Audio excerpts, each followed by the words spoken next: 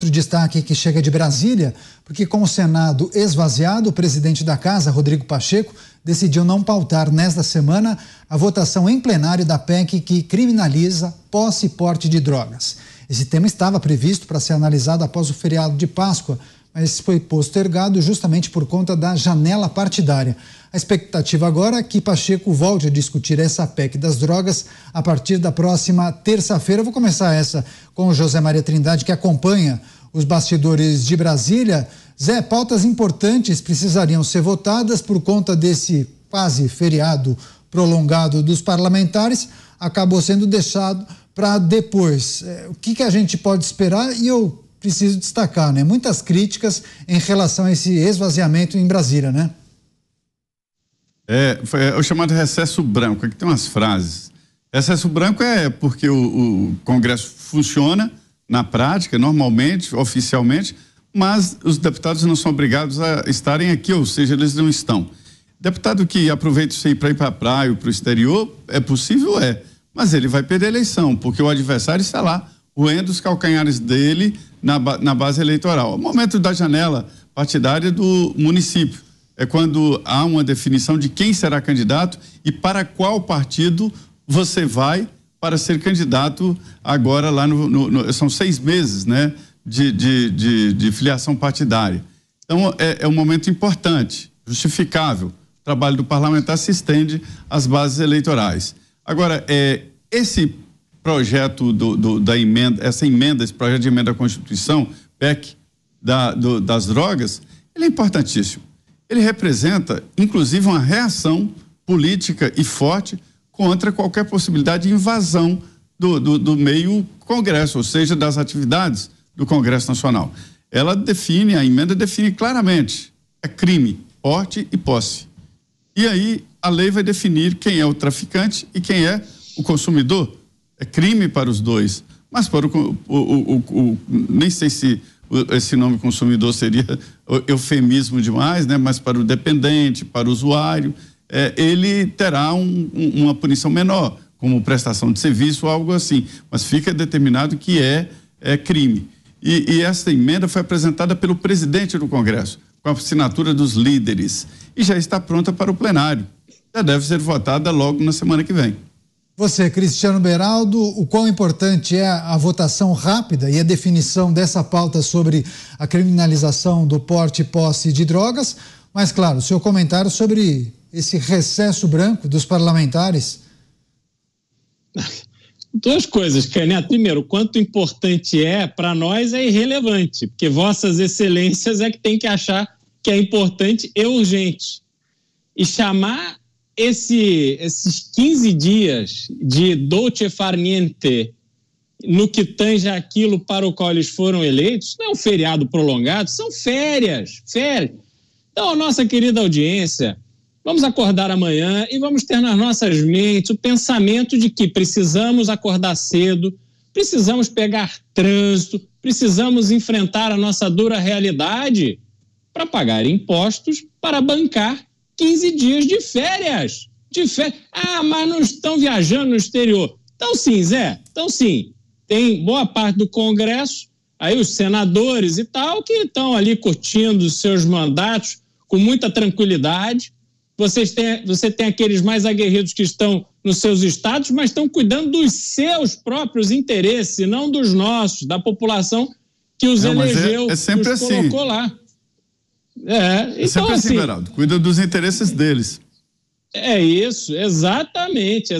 Parece que cada um que ganha o mandato vira uma SA, com raras, mas muito honrosas exceções. Façamos esse registro. Então, quando a gente olha que essa questão da PEC das drogas pode ficar para depois, a gente se pergunta, tem que acreditar muito, mas tem que ser uma força de vontade muito grande para a gente achar que é este Congresso que vai resolver os nossos problemas mais urgentes. Porque será que eles estão alinhados de fato com aquilo que a gente está vendo que precisa ser corrigido no Brasil para que a gente minimamente avance no sentido de uma salvação? Porque hoje esses 40 mil mortos por ano, esses 92% de homicídios não esclarecidos, nada disso é suficiente para mostrar às vossas excelências a urgência desse caso. Mota, a gente escutou de vários parlamentares ao longo das últimas semanas, eles concederam entrevistas para a Jovem Pan, para várias outras emissoras, o quão importante é a PEC das drogas, a gente tem que apreciar isso o quanto antes, vamos colocar para votar? Não, é fundamental agora. Diante do recesso branco, não, acho que dá para esperar um pouquinho mais, né? Eu vou tentar ser justo nesse comentário aqui, porque essa PEC, ela é muito importante, é relevante, mas ela não é urgente, porque ela não vai afetar em nada a decisão que está para ser tomada no judiciário em relação à quantidade de drogas. Na verdade, o que essa PEC diz é o que a lei já diz hoje. A importância da PEC é porque ela coloca uma fundação e torna mais difícil no futuro que aconteçam futuras decisões judiciais no sentido de liberalizar as drogas, descriminalizar. Se bem que, né, Caniato, com o direito flex que hoje impera no Brasil, a gente nunca sabe o que pode acontecer, né? Vai que amanhã surge aí uma nova interpretação dessa própria PEC aí, virando ela pelo avesso, como a gente já viu acontecer aí. E eu só queria lembrar o seguinte, o trabalho dos deputados não é feito só no Congresso Nacional. A gente deve resistir à tentação de medir a qualidade do trabalho dos deputados pelo tempo que eles passam no Congresso. Às vezes até eu tenho a sensação de que quanto menos tempo eles ficarem lá no Congresso, menos lei estapafúrdia, menos maluquice que é aprovado. Mas, de qualquer forma, os parlamentares também trabalham, isso faz parte do trabalho dos parlamentares, ir aos seus redutos eleitorais, conversar com os eleitores. Vejam, é assim que funciona a democracia. Nós criamos um sistema onde o sujeito só é eleito se ele tiver voto. Ele só tem voto se ele tiver o tempo inteiro em contato com o eleitor. Então não dá para a gente criar esse sistema e depois reclamar que os deputados estão o tempo inteiro correndo atrás do voto. Acho que o Beraldo quer complementar, né? Vou ter que discordar do querido relator.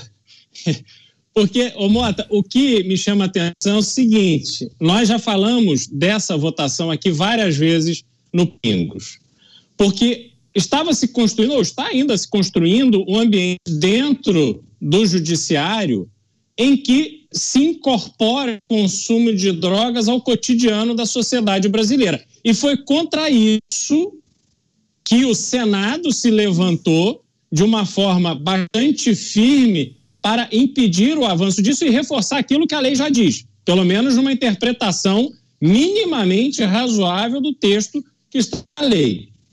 E aí essa rapidez, essa vontade de colocar este assunto para andar, também passa uma mensagem à sociedade brasileira de entender o seguinte, não, realmente há uma preocupação com esse tema. Só que quando a gente se confronta com a realidade desses 15 dias de férias, no meio do ano, né, que deviam estar ali produzindo, a gente percebe que as prioridades, no fundo, não são essas. As prioridades são outras e é isso que me incomoda.